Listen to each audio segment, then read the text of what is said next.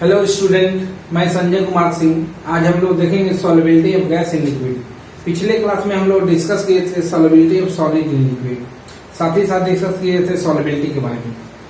तो हम लोग देख चुके हैं एक्चुअल में सॉल्युबिलिटी किस पर डिपेंड करता है। एक तो नेचर ऑफ द सॉल्यूट पर, दूसरा नेचर ऑफ द सॉल्वेंट पर, फिर डिपेंड करता है टेम्परेचर पर, और फिर गैस को डिजॉल्व कर रहे हैं लिक्विड में तो प्रेशर पर भी डिपेंड करेगा। तो अगर लिखिए थे हम यहाँ नोट कर लेते हैं पहले इसको। solubility of the gas in liquid depends on the following factor, on the following factors। कौन कौन फैक्टर्स पर डिपेंड करेगा? एक तो नेचर ऑफ सॉल्यूट पर डिपेंड करेगा। नेचर ऑफ सॉल्यूट, ये डिपेंड करेगा आपको नेचर ऑफ सॉल्वेंट्स। फिर डिपेंड करेगा टेम्परेचर पर। फिर किसके ऊपर डिपेंड करेगा? प्रेशर। ये 4 फैक्टर है जिस पर सॉल्युबिलिटी गैस का लिक्विड में डिपेंड करता है। सबसे पहले हम लोग डिस्कस करेंगे कैसे गैस की सॉल्युबिलिटी सॉलिड के नेचर पर डिपेंड करता है और कैसे गैस की सॉल्युबिलिटी सॉल्वेंट के नेचर पर डिपेंड करता है। इसको हम लोग डिस्कस कर चुके हैं एक्चुअल में। लाइक डिजॉल्व्स लाइक, अगर सॉल्यूट का नेचर पोलर, सॉल्वेंट का नेचर पोलर, तो इजिली डिजॉल्व हो जाएगा। और एक मान लीजिए पोलर है ये सॉल्वेंट, सॉल्यूट नॉन पोलर है, सॉल्वेंट पोलर है, तो इजीली डिजॉल्व नहीं होगा, बहुत कम अमाउंट गैस का डिजॉल्व होगा। तो इसीलिए कुछ गैस क्या होता है, कुछ गैस हाईली वाटर में सॉल्युबल होता है और जबकि कुछ गैस बहुत कम अमाउंट वाटर में सॉल्युबल होता है। ये डिपेंड करता है गैस का यानी सॉल्यूट का सॉल्वेंट के साथ इंटरेक्शन। अगर इंटरेक्शन बहुत हाई है तो सॉल्यूट का सॉल्वेंट में सॉल्युबिलिटी भी हाई होगा। अगर इंटरेक्शन लो है सॉल्यूट का सॉल्वेंट के साथ तो गैस का यानी गैस हमारा ये सॉल्यूट है उसमें सॉल्वेंट में उसकी सॉल्युबिलिटी क्या होगा? बहुत कम होगा। कुछ एग्जांपल है जिसकी हेल्प से हम लोग समझने की कोशिश करेंगे कैसे जो गैस का सॉल्युबिलिटी होता है वो सॉल्यूट के नेचर पर कैसे डिपेंड करता है और सॉल्वेंट के नेचर पर कैसे डिपेंड करता है, उसको हम लोग देख लेते हैं पहले।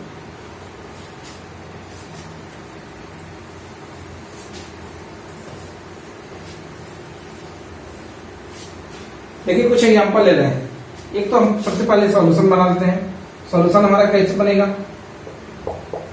सॉल्यूट को डिजॉल्व कर रहे हैं सॉल्वेंट में, क्या बन जाएगा? सॉल्यूशन।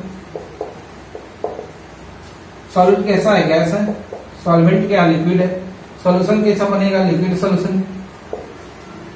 कुछ एग्जांपल ले लेते हैं, जैसे नाइट्रोजन को हम डिजॉल्व कर रहे हैं। नाइट्रोजन गैस को हम वाटर में डिजॉल्व कर रहे हैं, लिक्विड है, सॉल्यूशन हमारा प्रिपेयर हो जाएगा।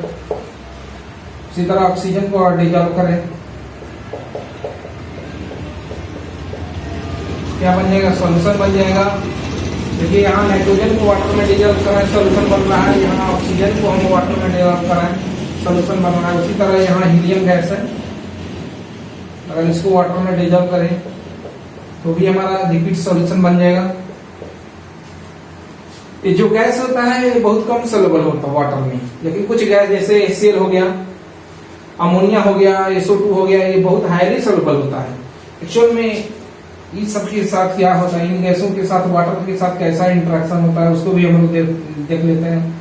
जैसे मान लीजिए अमोनिया गैस है, NH3 गैस,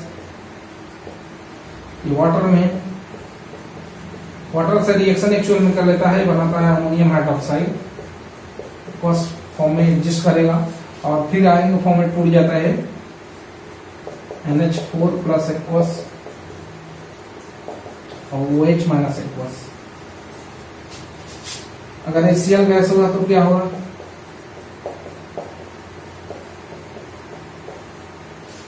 HCl क्या करेगा? H प्लस दे देगा, वाटर H प्लस ले लेगा तो HCl देगा तो Cl माइनस एक्वस और H3O प्लस एक्वस बनेगा।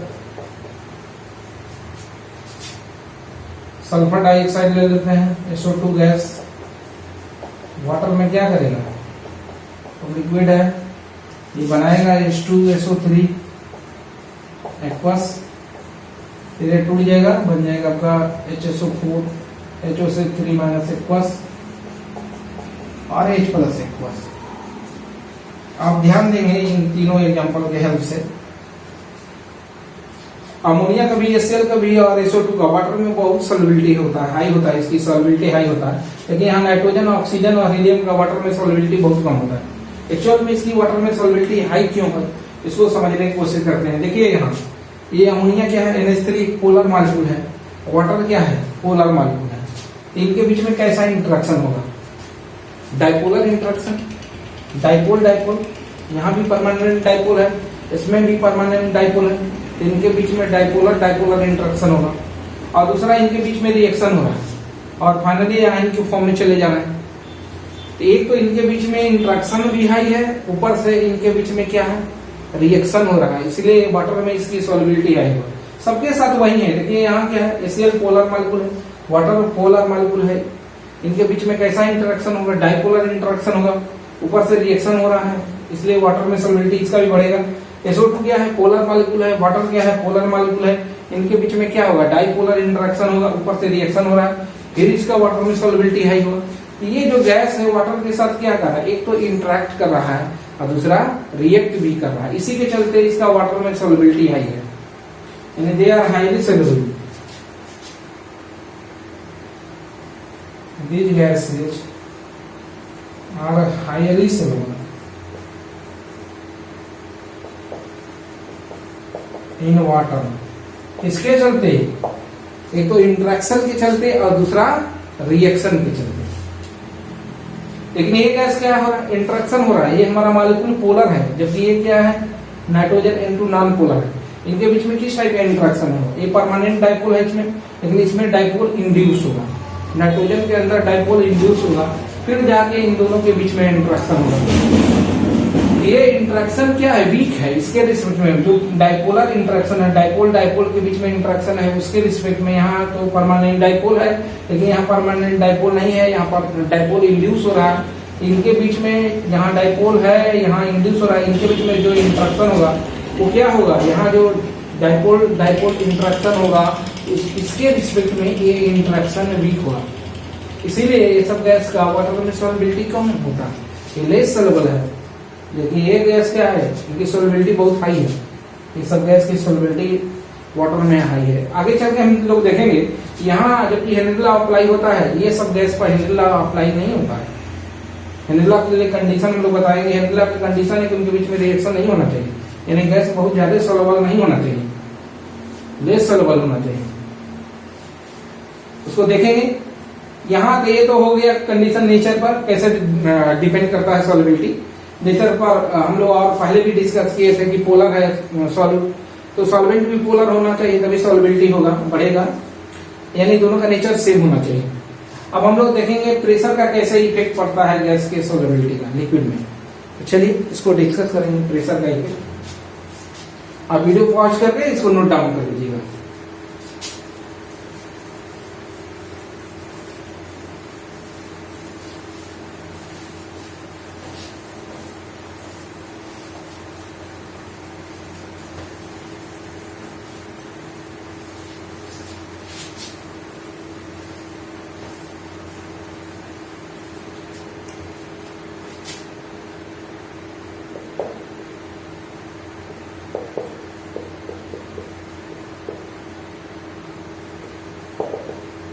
अब हम लोग देखेंगे कि गैस की सॉल्युबिलिटी, लिक्विड में जो गैस सॉल्युबल होता है उस पर प्रेशर का क्या इफेक्ट होता है।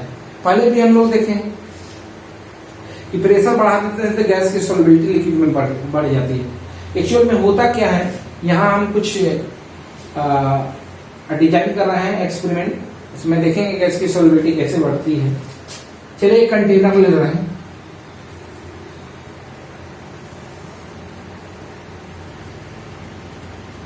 इसमें लिक्विड रखा हुआ है, यहाँ एक पिस्टन लगा है, मूवेबल पिस्टन है, पिस्टन मूव कर सकता है, और एक ब्लॉक रखा है। देखिए यहाँ गैस है,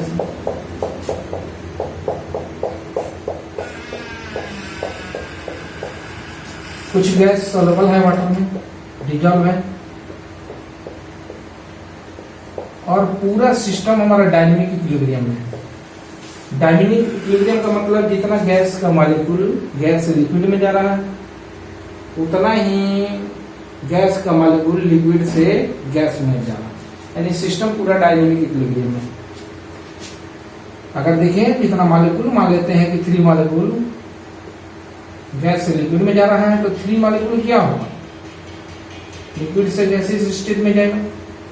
तो सिस्टम तो डायनेमिक इक्विलिब्रियम में, टेम्परेचर यहाँ कांस्टेंट है, प्रेशर भी फिक्स हो गया, यहाँ गैस की सॉल्युबिलिटी भी लिक्विड में फिक्स हो गया है। अब हम क्या कर रहे हैं, यहाँ देखिए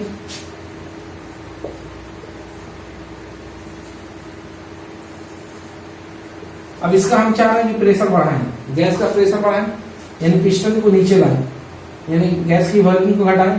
गैस की वॉल्यूम घटेगा तो प्रेशर बढ़ जाएगा और इक्विलिब्रियम डिस्टर्ब होगा। फिर इक्विलिब्रियम डिस्टर्ब होगा यानी प्रेशर बढ़ेगा, तो क्या होगा, गैस की सॉल्युबिलिटी बढ़ेगा कि घटेगा। इसको देखते हैं। सेम कंटेनर है,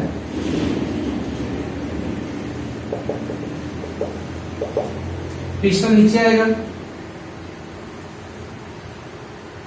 तो एक ब्लॉक और रख दिए हैं, इसलिए पिस्टन नीचे आ गया। गैस का पार्टिकल है,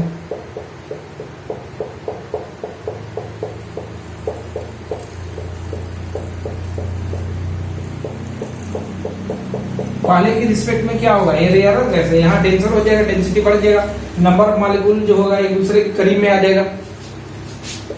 कुछ मॉलिक्यूल यहाँ है, पहले वाला कंडीशन नहीं है, अचानक से क्या होगा, इक्विलिब्रियम डिस्टर्ब हो जाएगा।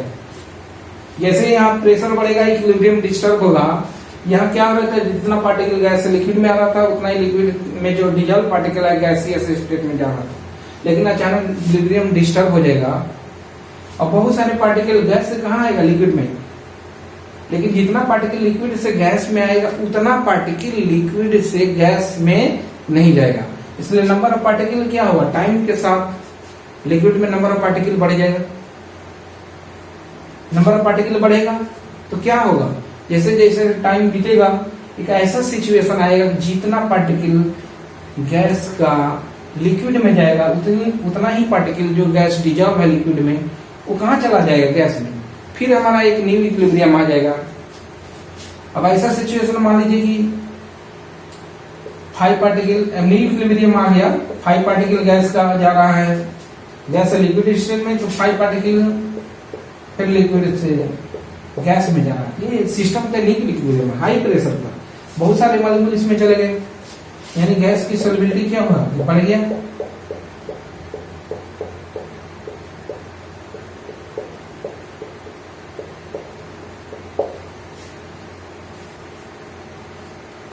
देखिए ली शेल्टन प्रिंसिपल में भी पढ़ेंगे कि हम प्रेशर अगर किसी सिस्टम का बढ़ाएंगे तो हमारा सिस्टम किधर जाना चाहेगा, सिस्टम उधर जाना चाहेगा जिधर उसको कम वॉल्यूम ऑक्युपाई करना पड़ेगा। यहाँ गैस जब यहाँ आ रहा है इस स्टेट में, तो वॉल्यूम कम ऑक्युपाई करेगा, जैसे लिक्विड में मिक्स होगा उसको कम वॉल्यूम ऑक्युपाई करना होगा।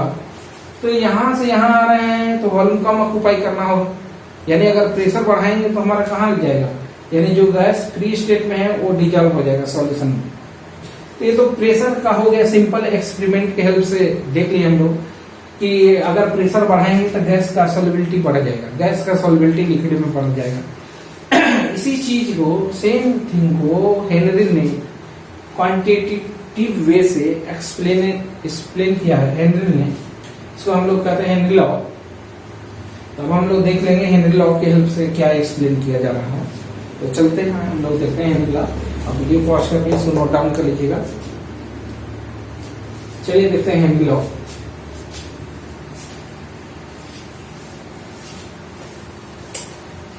तो सिंपल एक्सपेरिमेंट के हेल्प से हमने क्या देखा, जैसे इससे प्रेशर बढ़ाएंगे गैस का लिक्विड में सॉल्युबिलिटी बढ़ जाएगा।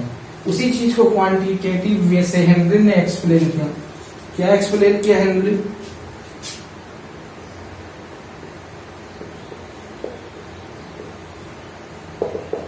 देखिए पूरे सिस्टम का टेम्परेचर कांस्टेंट रखना है according to Henry law. According to Henry law, according to this law at constant temperature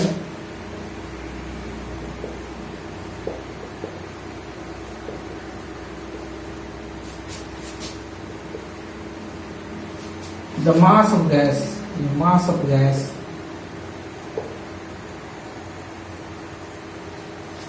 dissolved by a given volume of solvent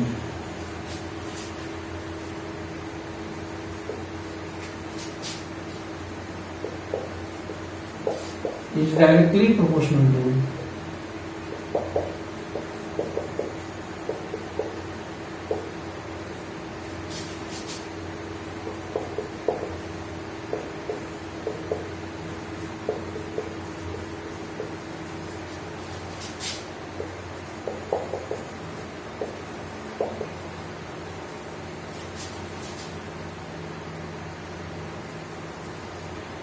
is directly proportional to pressure of the gas. Pressure of the gas यानी अगर m मास dissolve हो रहा है per unit volume, ये directly proportional होगा किसके? Pressure के, उसी गैस के कंपोनेंट के प्रेशर की, जिसको आगे चल के डाल्टन ने क्या कहा था? Partial pressure. यानी उसी कंपोनेंट के गैस के प्रेशर पर, जिसको हम लोग पार्शियल प्रेशर भी कहते हैं। फिर बाद में क्या है? ये होगा m equal to a constant लेंगे P। m क्या है? देखिए ध्यान दीजिए, m है mass of the solvent, mass of the solute dissolving per unit volume of solvent. m क्या है? मास of solvent, mass of solute dissolving per unit volume of solvent.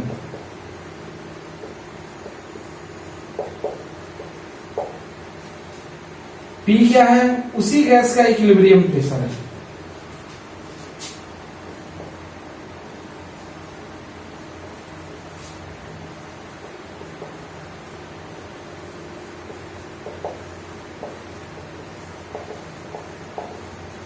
उसी गैस का इक्विलिब्रियम प्रेशर है। एक तरह से उस गैस का हम इसको पार्शियल प्रेशर बोलते हैं। गैस का क्या बोलते हैं? Partial pressure. अगर हम ले लेते हैं two component system, two component system, अगर हम सॉल्वेंट को 1 मानते हैं, सॉल्यूट को 2, तो ये क्या हो जाएगा? M2, क्योंकि सॉल्यूट है हमारा, गैस क्या है? सॉल्यूट है, तो सॉल्वेंट में डिजॉल्व कर रहे हैं, और उस समय गैस का पार्शियल प्रेशर क्या मानेंगे? P2। तो M2 किसके प्रोपोर्शनल होगा? P2 के। M2 equal to K into P2 लिख सकते हैं। बाद में हेनरी ने अपना जो फाइनल स्टेटमेंट दिया वो क्या था? वो मोल फ्रैक्शन के फॉर्म में था। गैस की जो सॉल्युबिलिटी है, जो लिक्विड में डिजॉल्व हो रहा है, वो किस फॉर्म में? तो मोल फ्रैक्शन के फॉर्म में। कैसे मोल फ्रैक्शन? गैस की सॉल्युबिलिटी मोल फ्रैक्शन के फॉर्म में हम लोग लिखेंगे। इसको देखते हैं कैसे जो गैस की सॉल्युबिलिटी है मोल फ्रैक्शन के फॉर्म में लिखा जाए। चलिए तो आप नोट डाउन कर लीजिएगा वीडियो पॉज करके। अब देखते हैं हम कैसे गैस की सॉल्युबिलिटी को मोल फ्रैक्शन के फॉर्म में लिखा जाए।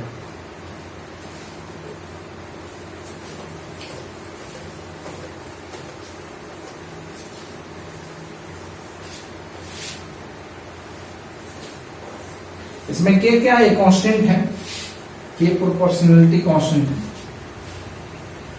K कांस्टेंट है।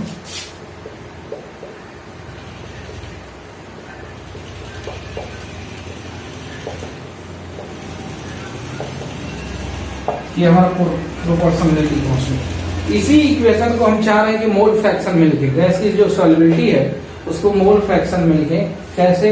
गैस की जो सॉल्युबिलिटी है यानी गैस का जो मोल फ्रैक्शन डिजॉल्व है वो कैसे पार्शियल प्रेशर के साथ वेरी करता है, इसको देखते हैं। उनके बीच में क्या रिलेशन है। चलिए तो M इक्वल टू क्या है? Kp। M क्या है? Mass of solute dissolving per unit volume of solvent. P क्या है? उसी गैस का पार्शियल प्रेशर है। अगर टू कंपोनेंट सिस्टम है तो 1 हमारा क्या हो जाएगा? सॉल्वेंट, 2 क्या हो जाएगा? सॉल्वेंट। लेते हैं mass of solute dissolving per unit volume of solvent. P क्या है, तो यहाँ अगर M2 है तो इसको क्या मान लेते हैं P2, उस गैस का पार्शियल प्रेशर, ये हो जाएगा partial pressure of the gas.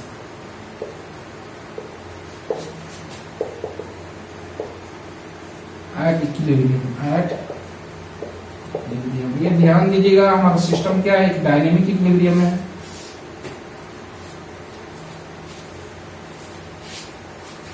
क्या होगा, कैसे मोल फ्रैक्शन के फॉर्म में लिखें, m इक्वल टू के पी है, क्या हो गया M2, ये क्या हो जाए P2। कितने volume per unit volume of solvent में डिजॉल्व है, अगर सॉल्वेंट का वॉल्यूम पर यूनिट जो सॉल्वेंट है उसका वॉल्यूम M1 मान लेते हैं, तो दोनों तरफ M1 से हम डिवाइड करने जा रहे हैं।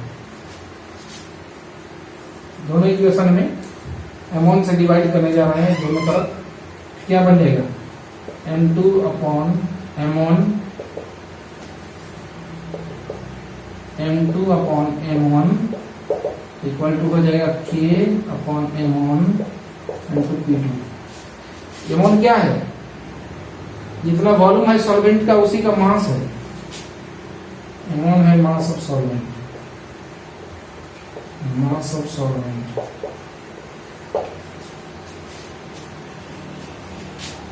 Per unit volume.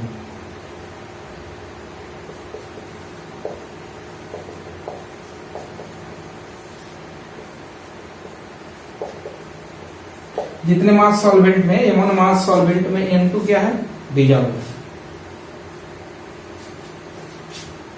इसको अगर हम मान लेते हैं कांस्टेंट, नया कांस्टेंट क्या लिख सकते हैं M2 upon M1 K dash P2, ये भी कांस्टेंट है, ये भी कांस्टेंट। अब ये है कि कैसे इसको मोल फ्रैक्शन के फॉर्म में लिखा जाए।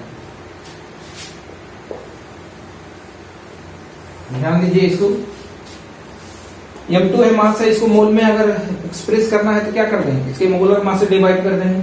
उसी तरह M1 अगर उसके मोल के फॉर्म में लिखना है तो क्या करेंगे, इसके मोलर मास से डिवाइड कर देंगे।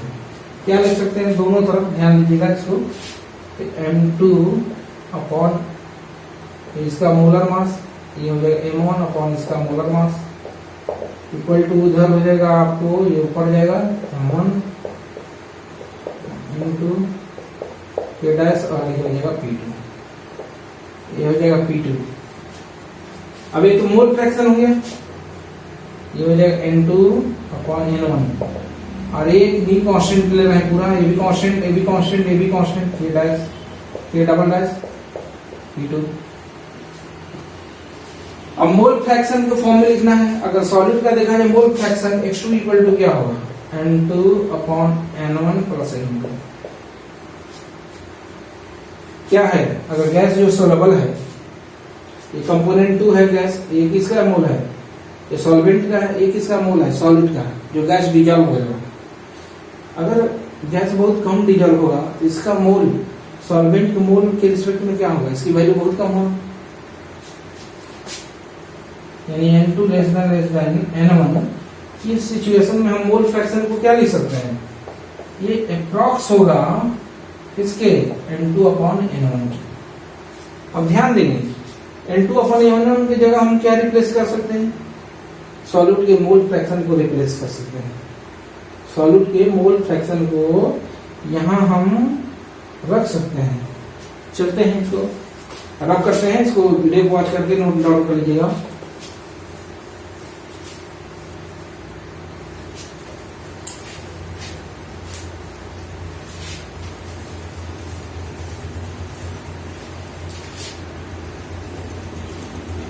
अब क्या होगा, यहां X2 रखते हैं, X2 इक्वल टू क्या हो गया K डबल डैश P2 आ गया। क्या लिख सकते हैं आप इसको, P2 इक्वल टू इधर आ जाएगा तो 1 अपॉन K डबल डैश और ये हो जाएगा X2। अब क्या लिख सकते हैं P2 इक्वल टू, यही हेनरी कांस्टेंट है या Henry law constant equal to X2। ये हेनरी लॉ कांस्टेंट है, यानी इसके जगह हम क्या माने, हेनरी लॉ कांस्टेंट 1 अपॉन के डबल डैश को के एच माने हैं। अरे के एच क्या है, हेनरीज लॉ कांस्टेंट, ये हमारा हेनरी लॉ कांस्टेंट। अगर इसी फार्मूले को जनरलाइज करना चाहें, मान लीजिए कोई आयत कंपोनेंट है, उसके साथ लिखना चाहेंगे तो क्या फॉर्मूला बन जाएगा, पी आई इक्वल टू के एच और एक्स बन जाएगा हमारा। के एच तो हेनरी लॉ कांस्टेंट है, एक्स आई क्या है, ये है मोल फ्रैक्शन ऑफ ith कंपोनेंट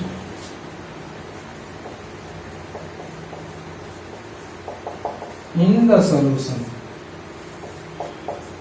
और एक पी आई क्या है, इसको रब कर देते हैं।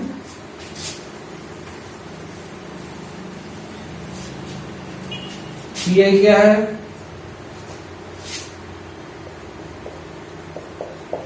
Partial pressure of ith component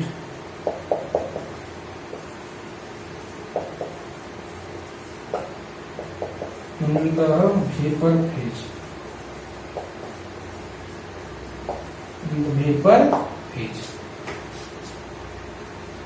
इस तरह से ये हो गया हमारा। किसी भी कंपोनेंट के लिए इसको जनरलाइज कर लीजिए फॉर्मूले को। यहाँ देखिए ये क्या है, पार्शियल प्रेशर है, ये क्या है, मोल फ्रैक्शन है। उसी कंपोनेंट का सॉल्यूशन में मोल फ्रैक्शन है। आईपीआई क्या है, उसी कंपोनेंट का वेपर फेज में पार्शियल प्रेशर है। तो ये फाइनल स्टेटमेंट है हेनरी लॉ का मोल फ्रैक्शन के फॉर्म में। जबकि यहाँ क्या था, एक गैस की सॉल्वेंटी मास दिया था, इसी को हम रिप्लेस किए हैं इस फॉर्मूला में। तो थोड़ा सा ध्यान देंगे, ये भी इक्वेशन यहाँ प्रॉब्लम मास के फॉर्म में दिया रहेगा और सॉल्वेंट का वॉल्यूम दिया रहेगा, वॉल्यूम कर लेंगे। अगर मोल फ्रैक्शन दिया रहेगा, पार्शियल प्रेशर दिया रहेगा, उस सिचुएशन में हम इस फॉर्मूले को अप्लाई करेंगे। तो जैसा आपको प्रॉब्लम दिया रहेगा उसी के अकॉर्डिंग आप काम करेंगे। अगर मास दिया रहेगा तो इसको अप्लाई करेंगे, अगर मोल फ्रैक्शन दिया रहेगा या डिफरेंट मास दिया रहेगा सॉलिड और सॉल्वेंट का, तो मोल फ्रैक्शन निकालेंगे, इसको जानते हैं। अब तो इसको डिस्कस कर लेते हैं हम लोग एक्चुअल में क्या है हेनरी लॉ कांस्टेंट। आप इसको वीडियो पॉज करके नोट डाउन कर लीजिए, वीडियो पॉज कर लीजिए और नोट डाउन कर लीजिए।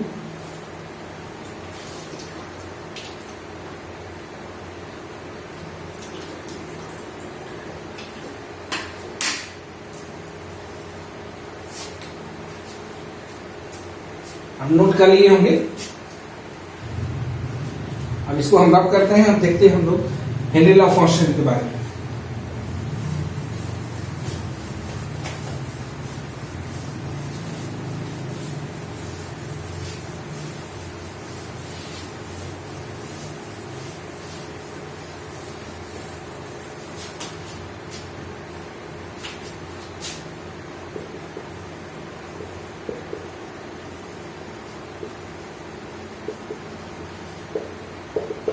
देखिए हेनरी लॉ कांस्टेंट के एच है और के एच किस पर डिपेंड करेगा, Henry law constant depend on the following terms factor.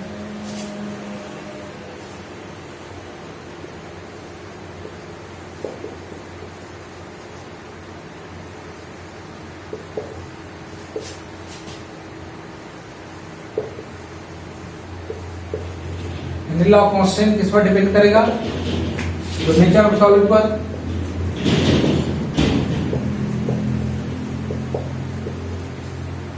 देखा गया कि अगर सॉल्वेंट फिक्स कर दें, यानी सॉल्वेंट का नेचर फिक्स कर दें, तो डिफरेंट गैस की सॉल्युबिलिटी डिफरेंट होगा। आप देख सकते हैं यहाँ से पी आई इक्वल टू क्या है, के एच एक्स आई।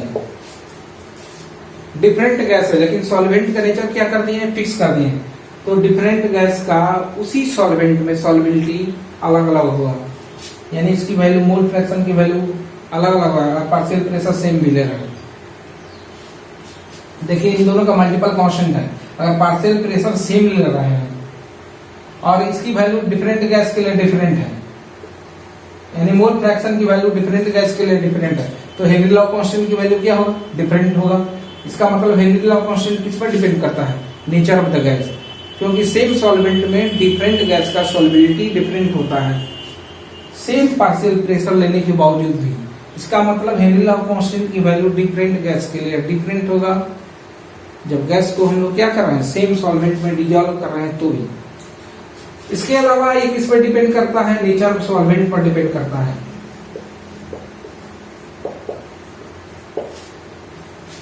देखिए Henry law constant nature of solvent पर भी डिपेंड करता है। अब इस बार क्या कर रहे हैं, इस बार हम लोग सॉल्यूट को फिक्स कर दे रहे हैं, यानी जो गैस को डिजॉल्व कर रहे हैं उसको फिक्स कर दे रहे हैं, सॉल्वेंट को चेंज कर रहे हैं। तो सेम गैस, एक ही जैसे नाइट्रोजन गैस उसको वाटर में डिजॉल्व कर रहे हैं तो उसका सॉल्युबिलिटी अलग है, बेंजीन में डिजॉल्व कर रहे हैं तो उसकी सॉल्युबिलिटी अलग है। इसका मतलब क्या है, सेम पार्शियल प्रेशर ले रहे हैं, लेकिन उसी गैस का नाइट्रोजन का वाटर में सॉल्युबिलिटी अलग है, बेंजीन में सॉल्युबिलिटी उसे मैच नहीं कर रहा है, अलग अलग है सॉल्युबिलिटी है। इसका मतलब क्या है, हेनरी लॉ कांस्टेंट की वैल्यू अलग अलग होगा। साथ ही साथ एक मेन फैक्टर क्या है, ये इस पर डिपेंड करता है हमारा टेम्परेचर। हेनरी लॉ कांस्टेंट की वैल्यू टेम्परेचर पर भी डिपेंड करता है। डिफरेंट डिफरेंट टेम्परेचर पर गैस की सॉल्युबिलिटी अलग अलग होता है, सेम पार्शियल प्रेशर, इसकी वैल्यू फिक्स कर दी है, लेकिन सॉल्युबिलिटी की वैल्यू चेंज हो रहा है, इसकी वैल्यू चेंज हो रहा है। जनरली हम लोग देखते हैं कि हाई टेम्परेचर पर गैस की सॉल्युबिलिटी घट जाता है और लो टेम्परेचर पर अधिक रहता है। इसका मतलब क्या है, हेनरी लॉ कांस्टेंट की वैल्यू वेरी कर रहा है, यानी हेनरी लॉ कांस्टेंट किस पर डिपेंड करता है, टेम्परेचर। कुछ डाटा है उसके हेल्प से हम लोग देखेंगे कि हेनरी लॉ कांस्टेंट की वैल्यू कैसे टेम्परेचर पर डिपेंड करता है। आपको डाटा हम दिखा देते हैं जिसके हेल्प से आप इजीली समझ जाएंगे कि हेनरी लॉ कांस्टेंट की वैल्यू कैसे डिपेंड करता है। देखिए एक तो ये हो गया हेनरी लॉ कांस्टेंट, साथ ही साथ हेनरी लॉ किस पर वैलिड होता है। देखिए ध्यान दीजिएगा, हेनरी लॉ एक तो किस सिस्टम पर वैलिड होगा, जब हम डिजॉल्व करने जा रहे हैं तो देख रहे थे कुछ गैस हाईली सोलुबल होता है, कुछ गैस कम सोलुबल होता है। कौन सा गैस पर हेनरी लॉ वैलिड होगा, तो ऐसा गैस जिसकी सोलुबिलिटी बहुत कम है, यानी पार्शियल प्रेशर बहुत कम हो, साथ ही साथ टेम्परेचर अप्रॉक्स लेंगे, मिनिमम नहीं होना चाहिए, टेम्परेचर बहुत लो नहीं होना चाहिए, ठीक ठाक होना चाहिए टेम्परेचर। साथ ही साथ गैस बहुत हाईली सोलुबल नहीं होना चाहिए, यानी उनके गैस के बीच आयनाइजेशन नहीं होना चाहिए, एसोसिएशन डिसोसिएशन नहीं होना चाहिए। ये सब सारे टर्म है देखना है जहां की हेनरी लॉ हमारा वैलिड नहीं होता है, यानी अगर गैस कोई सोलुबल है, हाईली सोलुबल है, एसोसिएशन हो रहा है, डिसोसिएशन हो रहा है, तो वहाँ हेनरी लॉ वैलिड नहीं होगा। हेनरी लॉ वैलिड होने के लिए हमारा मॉलिक्यूल का एसोसिएशन डिसोसिएशन नहीं होना चाहिए, प्रेशर बहुत लो होना चाहिए, टेम्परेचर हाई होना चाहिए, ठीक ठाक होना चाहिए। ये सब सारे कंडीशन है। कुछ हम डाटा दे रहे हैं जिसकी हेल्प से समझेंगे कैसे ये नेचर ऑफ सॉल्वेंट पर डिपेंड करता है, कैसे नेचर ऑफ सॉल्वेंट पर डिपेंड करता है, कैसे टेम्परेचर पर डिपेंड करता है। मान लीजिए सॉल्यूट फिक्स कर दिए, नाइट्रोजन ले लिए, ऑक्सीजन ले लिए, तो उसका वेरिएशन कैसे होगा, तो सॉल्वेंट के साथ और टेम्परेचर के साथ। तो कुछ डाटा है जिसके यहाँ दिया हुआ है डिफरेंट डाटा, कैसे डिपेंड करता है नेचर ऑफ द सॉल्वेंट पर और डिफरेंट टेम्परेचर पर। कंडीशन ये है और ये सॉल्वेंट है, यहाँ डिफरेंट टेम्परेचर कंडीशन ये है, यहाँ सॉल्वेंट डिफर कर रहा है। इसको देख लेते हैं। एक तो हमारा सॉल्वेंट भी सॉल्वेंट पर डिपेंड कर रहा है, साथ ही साथ कैसे टेम्परेचर पर डिपेंड करता है। देखिए नाइट्रोजन का 293 केल्विन पर इसका दिया है हेनरी लॉ कांस्टेंट की वैल्यू 76.48 केल्विन बार है, 1 किलो बार है। वही नाइट्रोजन का 303 केल्विन पर वैल्यू हो गया 88.84 किलो बार।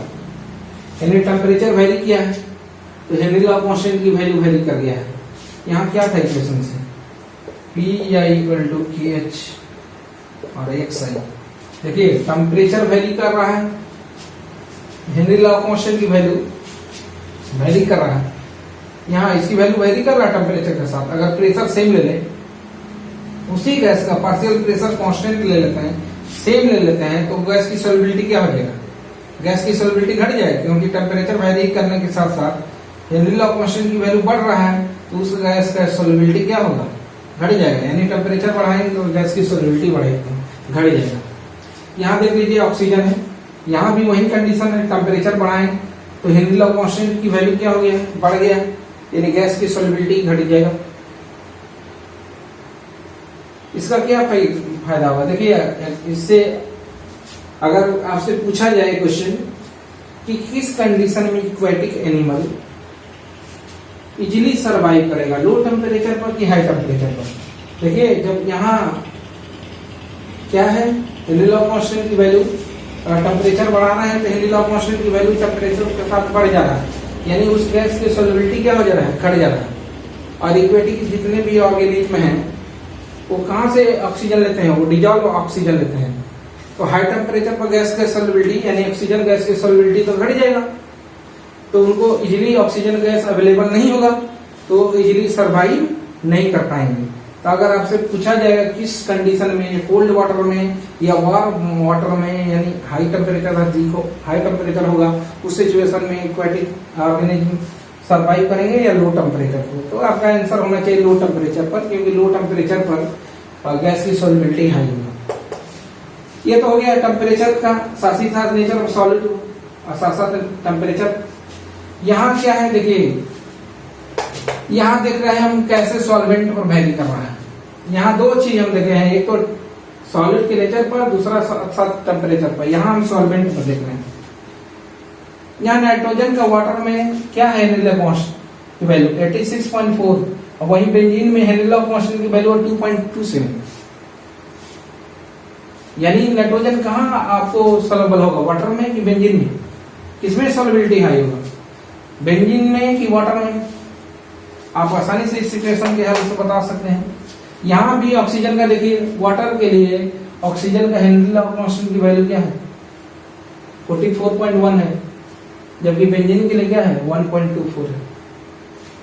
इसलिए सॉल्वेंट के नेचर पर भी डिपेंड करता है, यानी हेनरी लॉ कांस्टेंट की वैल्यू किस पर डिपेंड करता है, एक सॉलिड के नेचर पर डिपेंड करता है, साथ साथ सॉल्वेंट के नेचर पर डिपेंड करता है, और किस पे डिपेंड करता है, टेम्परेचर पर भी डिपेंड करता है। ये चीजें ध्यान देंगे आप। इस तरह से हम लोग देख लिए कुछ डाटा के हेल्प से ये हेनरी लॉ कांस्टेंट किस पर डिपेंड करता है। आगे कुछ प्रॉब्लम सॉल्व करते हैं हेनरी लॉ से रिलेटेड, कुछ सैंपल प्रॉब्लम। चलिए देखते हैं इसको। आप डाटा अगर नोट करना होगा तो वीडियो पॉज करिए और डाटा नोट कर लीजिए, ताकि उससे आप एनालिसिस कर सकते हैं इजीली वे।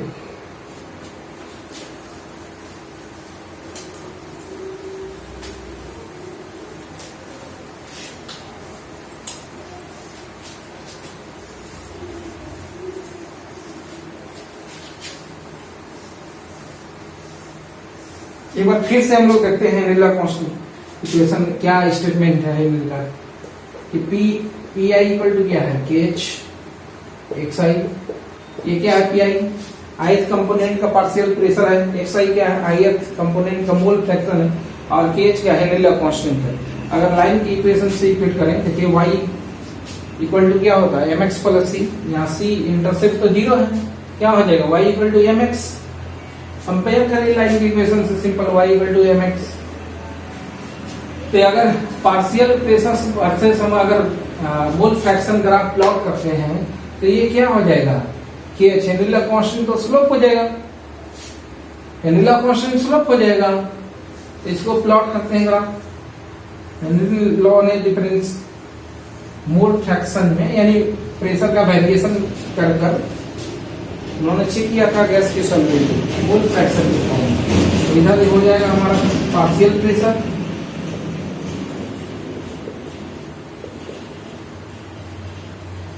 इधर हो जाएगा मोल फ्रैक्शन।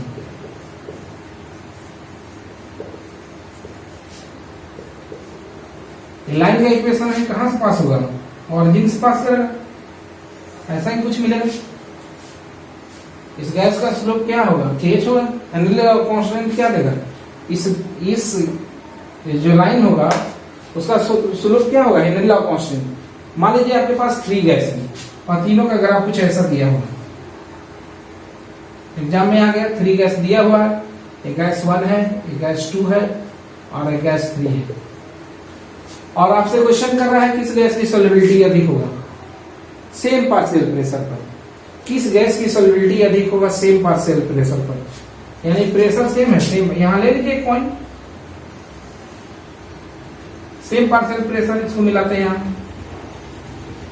ये यहां कट करेगा, ये यहां कट करेगा, ये x1, ये हो गया x2, ये हो गया x3। ये क्या है गैस 3 का मोल फ्रैक्शन है, ये क्या है x2, गैस 2 का मोल फ्रैक्शन है, x1 क्या है गैस 1 का मोल फ्रैक्शन है। सेम पार्शियल प्रेशर है, किसका वैल्यू अधिक आ रहा है मोल फ्रैक्शन का, गैस 3 का। तो अगर सेम पार्शियल प्रेशर लिया जाए और उस सिचुएशन में पूछा जाए आपसे किस गैस का सॉल्युबिलिटी अधिक होगा, तो सबसे अधिक सॉल्युबिलिटी किसका होगा गैस 3 का। ग्राफ से देख सकते हैं, इक्वेशन से भी देख सकते हैं। Order of solubility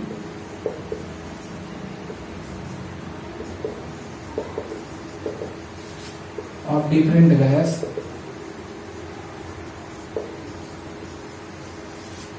at the same partial pressure, at the same partial pressure क्या होगा, सबसे अधिक किसकी सॉल्युबिलिटी होगा गैस 3 का, फिर गैस 2 का, फिर गैस 1 का, ये ऑर्डर होगा। अगर आपसे पूछा जाए कि हेनरी लॉ कांस्टेंट की वैल्यू किस गैस के लिए अधिक होगा, देखिए यहां स्लोप से ये तीनों गैस का देखिए स्लोप, किसका स्लोप अधिक है गैस 1 का स्लोप अधिक है, इसीलिए इस गैस की सॉल्युबिलिटी कम है सेम पार्शियल प्रेशर पर। जिसका हेनरी लॉ कांस्टेंट की वैल्यू हाई होगा, सेम पार्शियल प्रेशर लेंगे तो उस गैस की सॉल्युबिलिटी क्या होगा लो होगा, क्योंकि दोनों का मल्टीपल तो कांस्टेंट है, फिक्स है। सेम वैल्यू के लिए अगर ये हाई लेंगे तो इसकी वैल्यू लो होगा। किस गैस का, जिस गैस का स्लोप अधिक होगा, इस गैस का स्लोप अधिक है, इस गैस का स्लोप कम है, तो इसका हेनरी लॉ कांस्टेंट की वैल्यू क्या होगा अधिक होगा, यानी गैस 1 का हेनरी लॉ कांस्टेंट की वैल्यू अधिक होगा। अगर देखना चाहेंगे order of Henry law constant, order of Henry law constant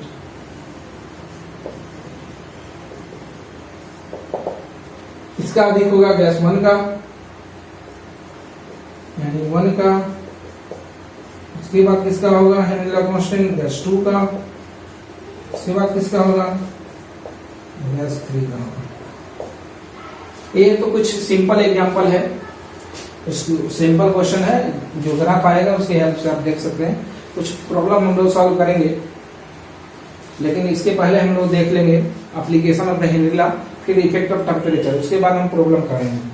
Henry law constant से रिलेटेड हेनरी लॉ जो स्टेटमेंट है इसके हेल्प से कुछ क्वेश्चन किया जाएगा, लेकिन थोड़ा सा देख लेते हैं हम एप्लीकेशन ऑफ हेनरी लॉ, और उसके बाद देखेंगे इफेक्ट ऑफ टेम्परेचर। तो आप वीडियो पॉज करके इसको नोट डाउन कर लीजिए। चलिए हम यहाँ पर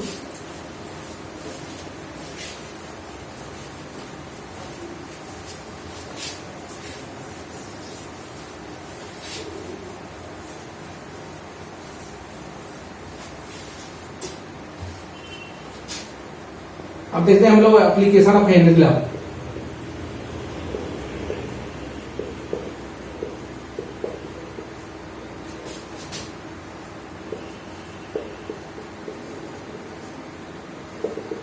क्या एप्लीकेशन है, अभी हम लोग देखे हैं इक्वेशन क्या है, पी आई इक्वल टू के एच एक्स आई। देखिए मान लीजिए कोई 2 गैस है और जिस गैस का हेनरी लॉ कांस्टेंट की वैल्यू अधिक होगा सेम पार्शियल प्रेशर लेने पर, जिसका हेनरी लॉ कांस्टेंट की वैल्यू अधिक होगा उसका क्या होगा वाटर में सॉल्युबिलिटी बहुत कम होगा। दूसरा सॉल्युबिलिटी किस पर डिपेंड करेगा, ये तो फिक्स है, इसकी वैल्यू कांस्टेंट है। अगर टेम्परेचर कांस्टेंट कर देते हैं, जो गैस डिजॉल्व करेंगे उसका नेचर फिक्स हो जाएगा, इसमें डिजॉल्व कर रहे हैं सॉल्वेंट का भी नेचर फिक्स हो जाएगा। तो अगर टेम्परेचर फिक्स कर दें, जो गैस डिजॉल्व कर रहे हैं जिसमें कर रहे हैं, यानी सॉल्वेंट का नेचर भी फिक्स हो जाएगा, सॉल्वेंट का नेचर भी फिक्स हो जाएगा। तो सॉल्युबिलिटी किस पर डिपेंड करेगा, पार्शियल प्रेशर पर, यानी इस गैस का, जिस गैस को डिजॉल्व कर रहे हैं लिक्विड में, अगर उसका पार्शियल प्रेशर बढ़ाएंगे तो उस गैस का सॉल्युबिलिटी बढ़ेगा, मोल फ्रैक्शन बढ़ेगा, मतलब सॉल्युबिलिटी बढ़ जाएगा। तो इसका एप्लीकेशन करके इसी फार्मूले का यूज करके देखिए कोल्ड ड्रिंक जो पीते हैं हम लोग, उसमें क्या होता है, कार्बन डाइऑक्साइड गैस डिजॉल्व होता है हाई प्रेशर पर, क्योंकि प्रेशर बढ़ाएंगे यानी पार्शियल प्रेशर कार्बन डाइऑक्साइड का बढ़ाएंगे तो उस गैस का सॉल्युबिलिटी बढ़ जाएगा। इसीलिए सोडा वाटर हो चाहे कोल्ड ड्रिंक हम लोग पीते हैं तो उसमें गैस की सॉल्युबिलिटी बढ़ा दिया जाता है, कार्बन डाइऑक्साइड गैस की सॉल्युबिलिटी बढ़ा दिया जाता है, सील करके हाई प्रेशर पर बोतल को सील कर दिया जाता है। तो एक तो कोल्ड ड्रिंक या सोडा वाटर और कोल्ड ड्रिंक, में इसको कर देते हैं यूज, इसको समझ सकते हैं आप। इसीलिए जो भी सीलिंग होता है बोतल का उसमें ध्यान दीजिएगा, कोल्ड ड्रिंक या सोडा वाटर।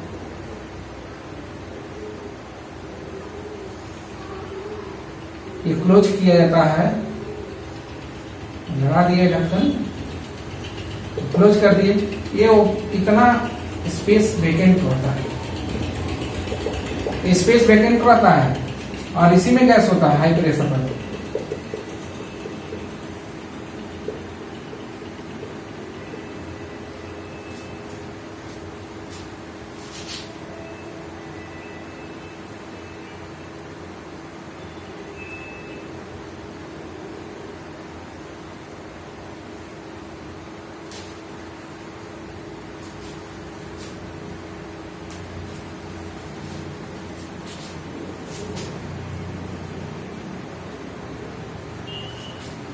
ये हो गया सोडा वाटर में कैसे जो है प्रेशर बढ़ाकर हम उसकी गैस की सॉल्युबिलिटी बढ़ा सकते हैं।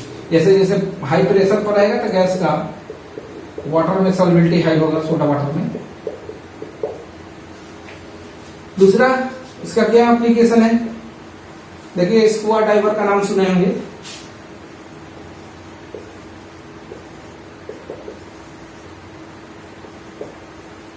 समुद्री गोताखोर जिसको बोलते हैं हम लोग, तो ऑक्सीजन गैस का टैंक ले जाते हैं अपने साथ में, साथ ही कुछ गैस डिजॉल्व होता है और उसमें गैस मिक्स किया जाता है। तो कौन सा गैस मिक्स किया जाए, सिर्फ नाइट्रोजन होता है। पहले तो सिर्फ नाइट्रोजन का अमाउंट अधिक रहता था, लेकिन बाद में देखा गया कि नाइट्रोजन जो अमाउंट अधिक रहने को वो थोड़ा सा प्रॉब्लम क्रिएट कर रहा है, क्योंकि जब स्कूबा डाइवर जाता है लोअर लेवल पर बहुत डेप्थ में, उस सिचुएशन में प्रेशर बढ़ जाता है और उस सिचुएशन में क्या होता है, गैस की सॉल्युबिलिटी बहुत हाई हो जाता है ब्लड में, लेकिन वहीं जब बाहर आता है तो प्रेशर घट जाता है, तो डिजॉल्व जो नाइट्रोजन गैस होता है वो इजीली बाहर नहीं आ जाता है, कुछ कैपिलरी में फंस जाता है बबल के रूप में, और ये प्रॉब्लम क्रिएट करता है जिसको बेंड्स बोलते हैं, मेडिकल टर्म में उसको बेंड्स बोला जाता है। तो अब जो भी टैंक होता है तो उसमें नाइट्रोजन के साथ साथ उसका परसेंटेज कंपोजिशन कम करके उसमें हीलियम मिलाया जाता है, ताकि देखिए ध्यान दीजिए यहाँ इस इक्वेशन से हीलियम का जो हेनरी लॉ कांस्टेंट की वैल्यू होता है बहुत हाई होता है। जब हेनरी लॉ कांस्टेंट की वैल्यू हाई होगा, सेम पार्शियल प्रेशर पर उस गैस का सॉल्युबिलिटी क्या होगा, कम होगा। जब गैस की सॉल्युबिलिटी कम होगा ब्लड में तो गैस आसानी से निकल जाएगा, क्योंकि उसकी वैल्यू तो बहुत कम होगा। इसीलिए हीलियम को मिला दिया जाता है, हीलियम का अमाउंट बढ़ा दिया जाता है, नाइट्रोजन का अमाउंट कम कर दिया जाता है, ताकि कुछ प्रॉब्लम ना हो। उसी तरह हाई एल्टीट्यूड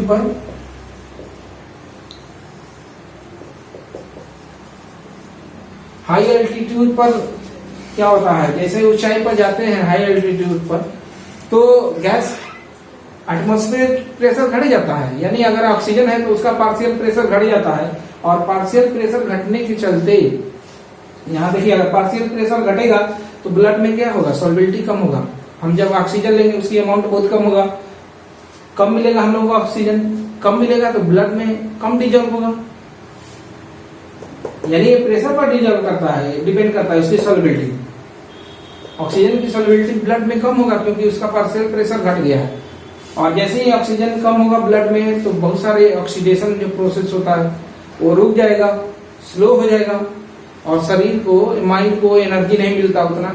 इससे एक मेडिकल जो टर्म क्रिएट हो जाता है, मेडिकल टर्म में हम इसको बोलते हैं एनॉक्सिया, यानी जो सोचने की कैपेसिटी होती है, क्षमता होती है, वो बहुत घट जाती है। तो ये सारे एप्लीकेशन है हेनरी लॉ के। इस तरह से आप डेली लाइफ में भी हेनरी लॉ को अप्लाई कर सकते हैं, अगर ये क्वेश्चन मालूम रहेगा तो आप हेनरी लॉ को अप्लाई कर सकते हैं। हम लोग देखेंगे effect of temperature.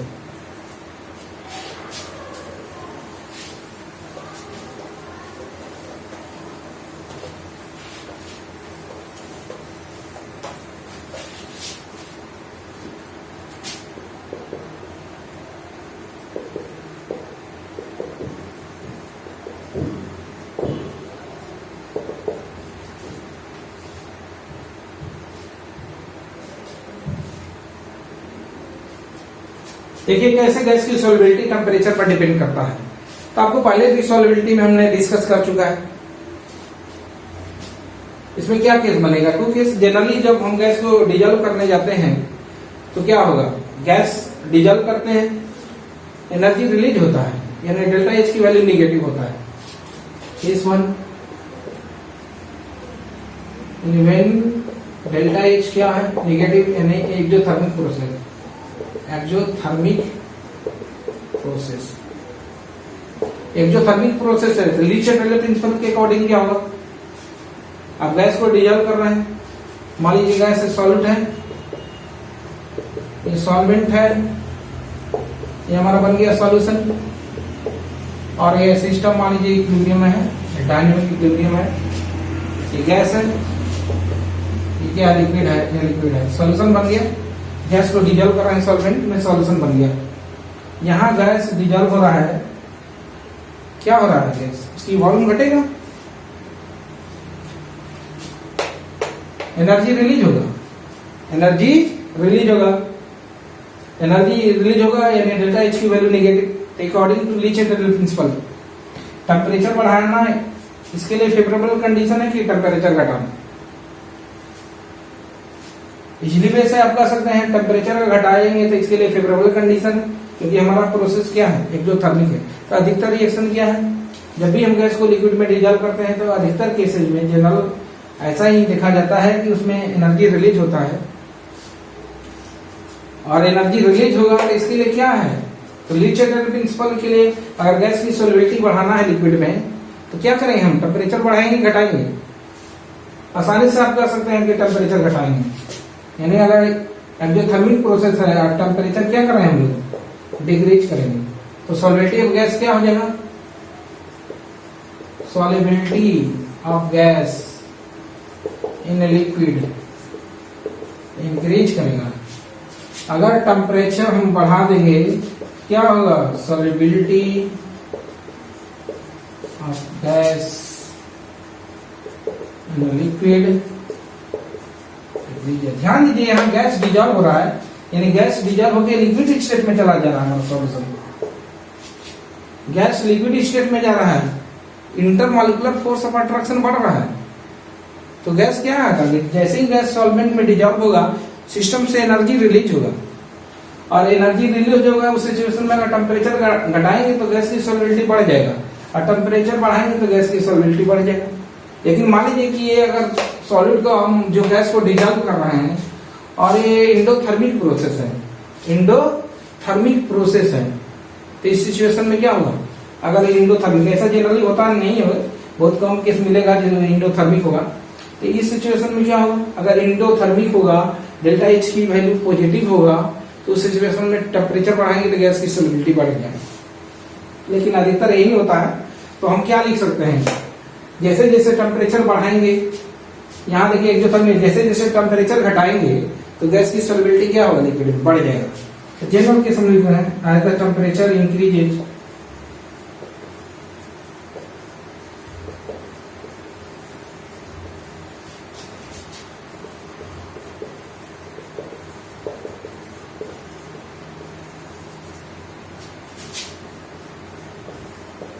solubility of gas in liquid increases।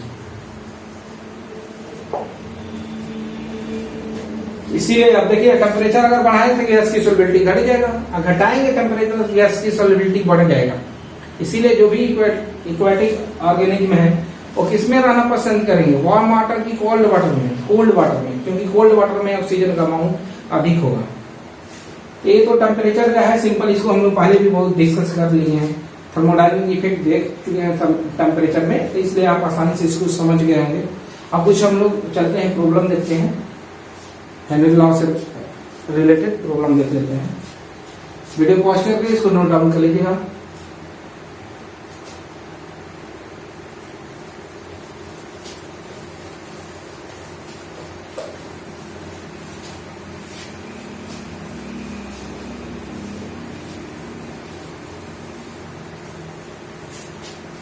देखिए क्वेश्चन लिख रहे हैं, एनसीईआरटी का क्वेश्चन है।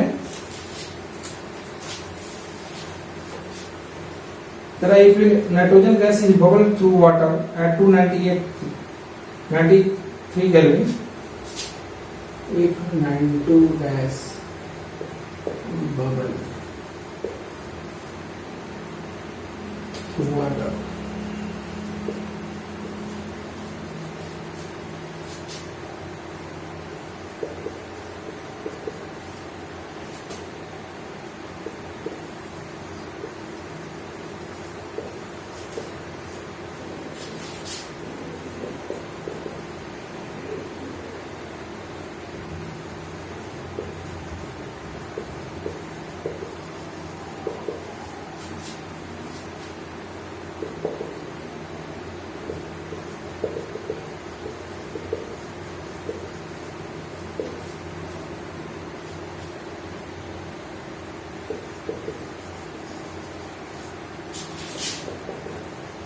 अभी मेरे साथ क्वेश्चन देख लीजिए। एज्यूम दैट N2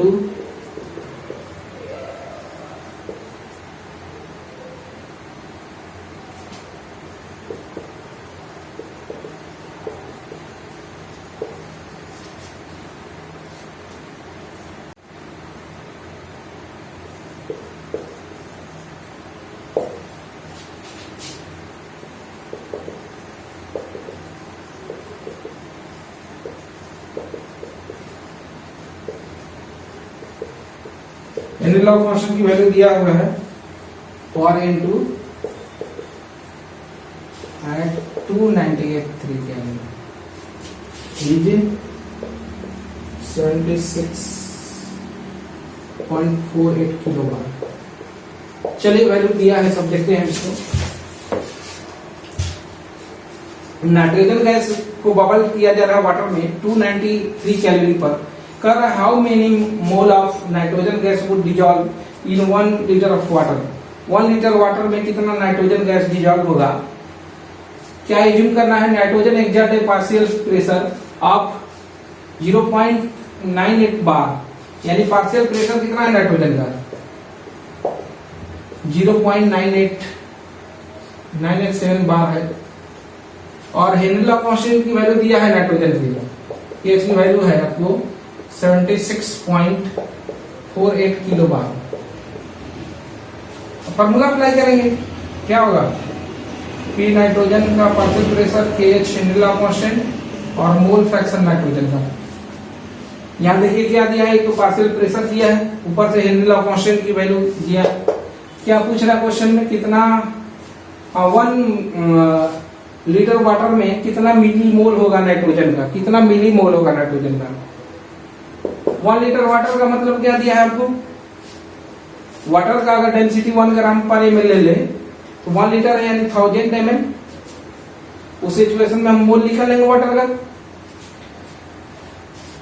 और एक ही सेकंड को थोड़ा सा और आगे करते हैं, पी नाइट्रोजन इक्वल टू क्या होगा KH और इसकी जगह पर number of mole of nitrogen upon number of mole of nitrogen plus number of mole of water. Water का मोल चाहिए,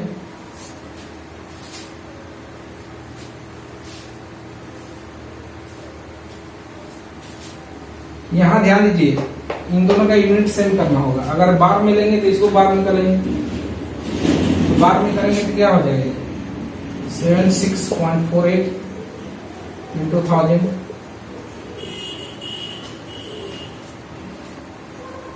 या किलो बार में करेंगे तो क्या हो जाएगा, जो भी करना है थोड़ा सा वैल्यू बढ़ा होगा। किलो बार में 0.987 into 10⁻³ बार किलो बार हो जाएगा। तो यूनिट तो कटेगा, यूनिट से कोई मतलब नहीं है। वाटर का कैसे मोल निकालेंगे, वाटर का वॉल्यूम कितना है, वॉल्यूम ऑफ वाटर है 1 लीटर, मास ऑफ वाटर कितना हो जाएगा 1 लीटर मतलब 1000 ml। डेंसिटी अगर 1 ग्राम पर ml लेंगे तो ये हो जाएगा 1000 ग्राम। मोल ऑफ वाटर जानते हैं आप, 1000 में हम इसको मोलर मास से डिवाइड कर देंगे, 55.5 वाटर का मोल आ गया। अब रख दीजिए वैल्यू, प्रेशर नाइट्रोजन का कितना है 0.987 into 10⁻³ इक्वल टू क्या है KH हेनरी लॉ कांस्टेंट की वैल्यू दिया है आपको 76.48 यहां रख लेंगे वैल्यू। नाइट्रोजन का मोल निकालना है, प्लस वाटर का इतना है मोल। एक चीज यहां ध्यान दीजिए, ये वैल्यू बहुत कम है, ये वैल्यू बहुत कम है। एक और तरीका है सिंपल करने का क्वेश्चन।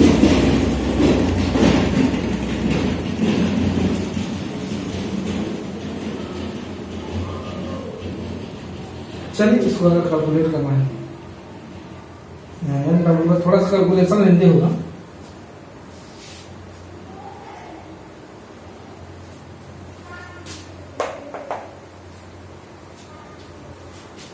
अगर क्योंकि गैस की अगर इसको नेग्लेक्ट करना चाहें, थोड़ा सा सिंपल हो जाएगा क्वेश्चन।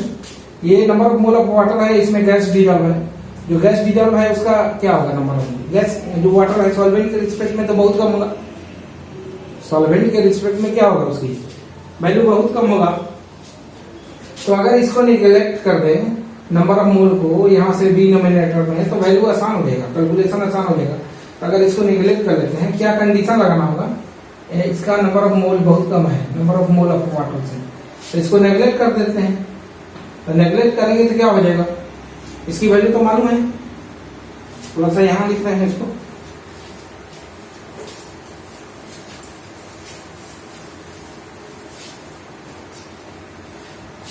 देखिए नेगलेक्ट करने के बाद क्या हो जाएगा, 0.987 इंटू 10⁻³ हो जाएगा 76.48 into number mole of N2,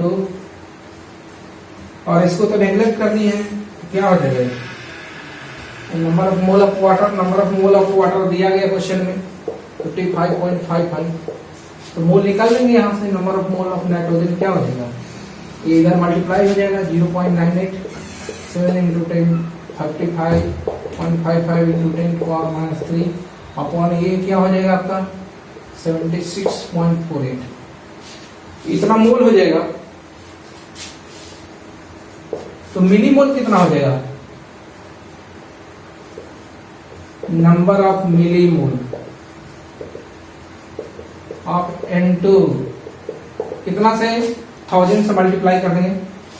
तो 1000 से जैसे मल्टीप्लाई करेंगे टर्म खत्म हो जाएगा, तो क्या बचेगा 0.987 इंटू 55.55 अपॉन 76.48, ये हो जाएगा आंसर मिनिमम। ये आएगा आपका आंसर, इसको आप कैलकुलेट कर लीजिएगा कैलकुलेटर से। इस तरह हो गया ये क्वेश्चन। एक क्वेश्चन और करा देते हैं, एक क्वेश्चन आप लोगों को दे देंगे, कैलकुलेट कर लीजिएगा आप लोग। एक क्वेश्चन और करा देते हैं, वीडियो पॉज करके इसको समझ लीजिएगा और नोट कर लीजिएगा।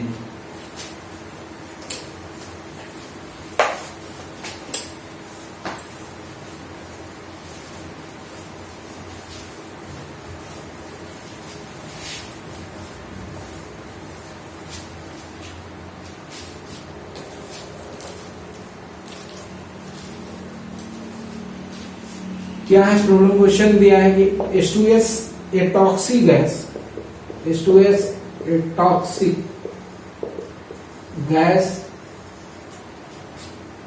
With रॉटन egg like smell, with रॉटन egg like smell is used for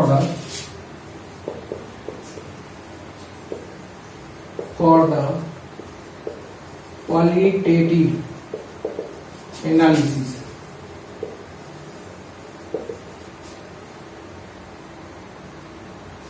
If the solubility of H2S, if the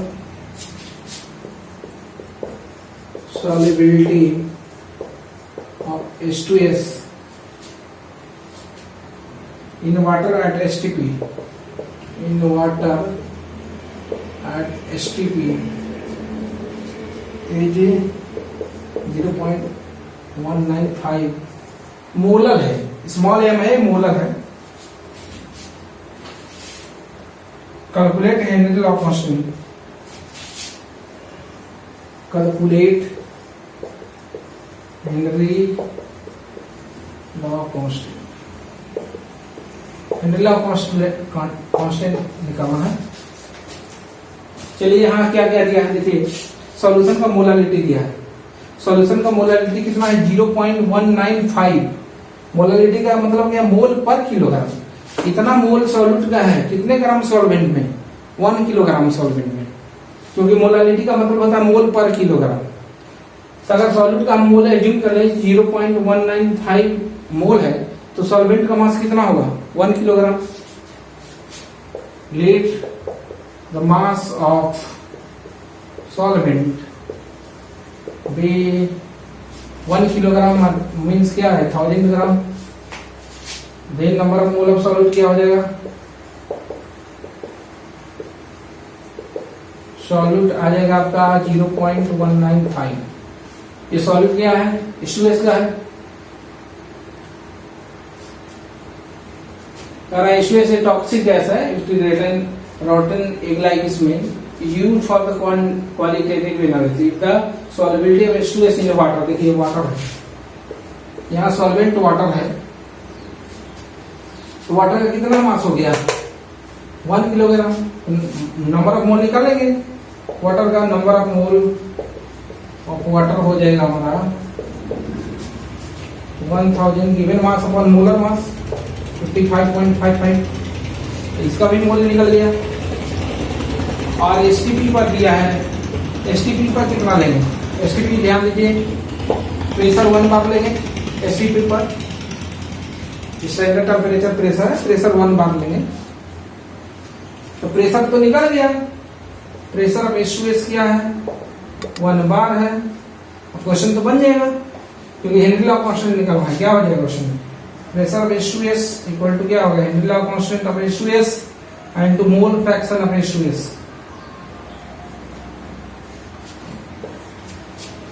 देखिए लिखेंगे प्रेशर ऑफ H2S KH, और देखिए ध्यान दीजिए मोल फ्रैक्शन कैसे निकालेंगे, यहाँ number of mole of H2S upon number of mole of H2S plus number of mole of water हो जाएगा। वाटर यानी H2O। तो इसका तो मालूम है वाटर का मोल, H2S का भी मोल मालूम है, ये सब वैल्यू मालूम है आपको। KH की वैल्यू कितना है, यह है 1 बार। KH निकालना हमको, इसका नंबर ऑफ मोल कितना दिया है क्वेश्चन में 0.195, 0. यहाँ रख देंगे 195 प्लस वाटर का कितना है 55.55।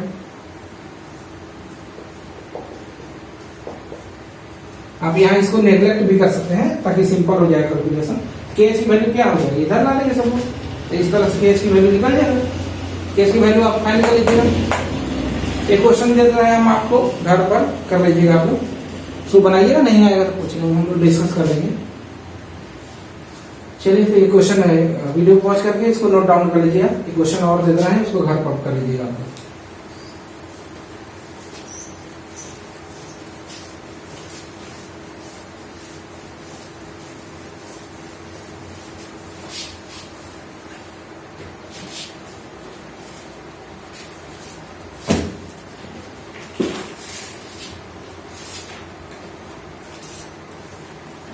क्या क्वेश्चन है लिख लीजिए, इसको प्रॉब्लम नोट डाउन कर लीजिए, इसके बाद कर लीजिएगा। Eight 273 kelvin 500 centimetre cube of water dissolve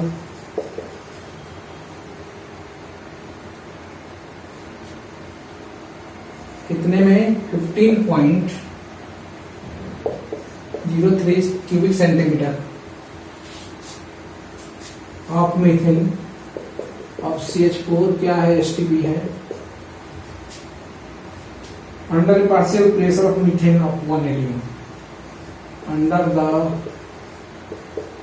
partial pressure of methane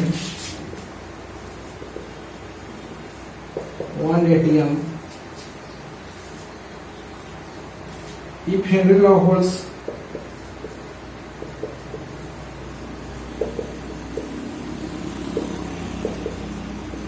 holes what pressure is required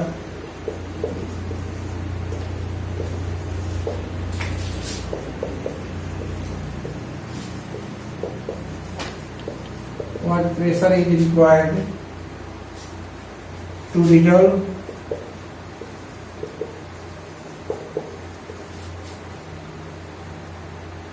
to resolve 0.001 moles methane in 300 cubic centimeter water. अब क्वेश्चन को देखेंगे और फिर इसको सॉल्व करिएगा। आप ये क्वेश्चन छोड़ देते हैं, आपके ऊपर सॉल्व करेंगे आप। नेक्स्ट क्लास में हम लोग डिस्कस करेंगे solubility of the liquid in liquid, फिर देखेंगे वेपर प्रेशर, रॉल्स लॉ देखेंगे।